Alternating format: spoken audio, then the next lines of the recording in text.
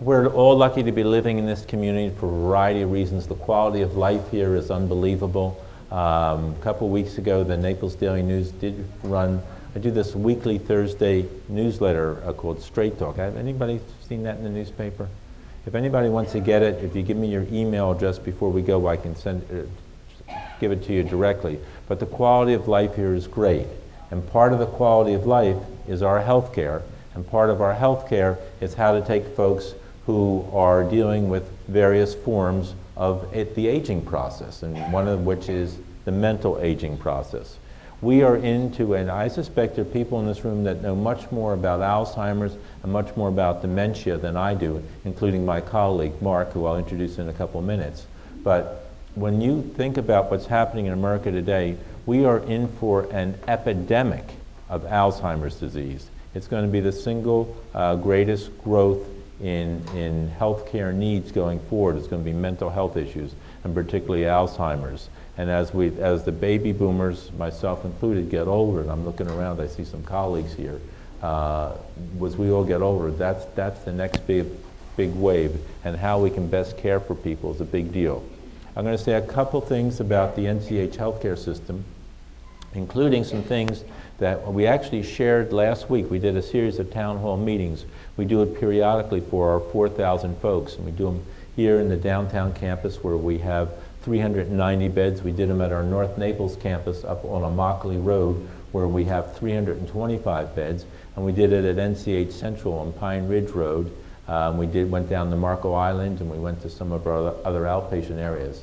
And among the other things we shared was the fact that I think in many ways this was the best year ever for the NCH healthcare system since 1955.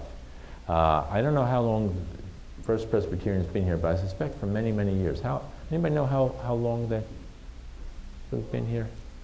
It's been I've been here for 35 years, so it's been at least 35 years that First Presbyterian's been at this location with a nursery school and everything else, but probably way longer than that. But the hospital started in '55. And if you think about this past year, we were again awarded Best in the Region by U.S. News and World Report. Back on August 16th, we shared that we are now a Mayo affiliate, which is a big deal. So the Mayo Clinic has a total, we were the 7th. They've added North Shore and Chicago since us. And they plan to add a few more around the country, basically having a network which gives us, NCH, access to their knowledge base, easy access to their consultations. And we actually did, our first consultation was a patient who had, and interestingly for this audience, had a dementia that was been followed by a psychiatrist as a psychiatrical disease, depression and behavioral disorder, which is not uncommon early on. But we had a change in psychiatrists. One person went out elsewhere, left the community. Another person came in, and as they were retaking the history, turns out that this patient's mother also had a similar symptoms and problems, as it came out from one of the two daughters who was helping with the interview. And as the psychiatrist got to know the family a little bit better, the psychiatrist wanted to get the mother's records. Turns out the mother was a Canadian. The psychiatrist, our psychiatrist at NCH, was also Canadian. And it turns out the families grew up near each other in the same small city in Canada. So a weird coincidence. When he called up north to get the records, somebody up there said, you know, the funny thing is that your patient's mother was cared for by a physician who had the same last name that you have. It was the psychiatrist's father. Oh my. Yeah, and this is our first Mayo consult. So we have a multi-generational illness. We have a multi-generational physician family.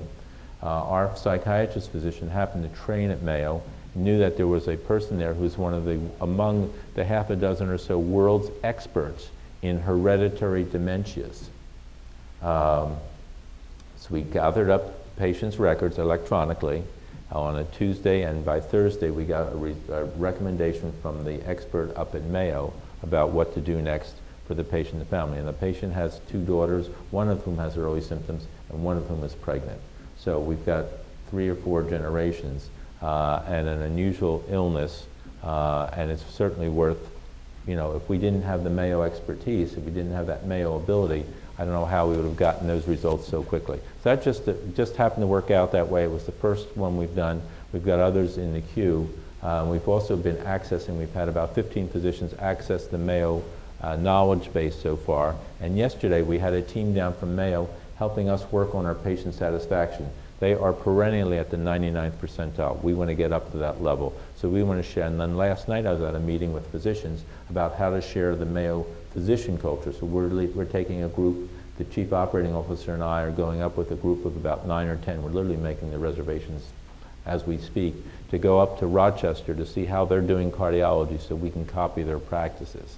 So when you think about what's happening with the system, we're changed with Mayo. We've got the U.S. News and World Report. We got our bond rating reaffirmed, and we got the top 10% for cardiac surgery.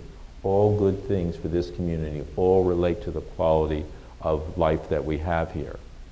So that's just a quick overview. We've got healthcare reform and a lot of things going on politically, and we're going to be, I don't care if you're from Mars or Venus, you know, no matter what happens, we've got an arithmetic problem where we don't have quite enough resources to take care of everybody's health care going forward, which is really going to be a concern.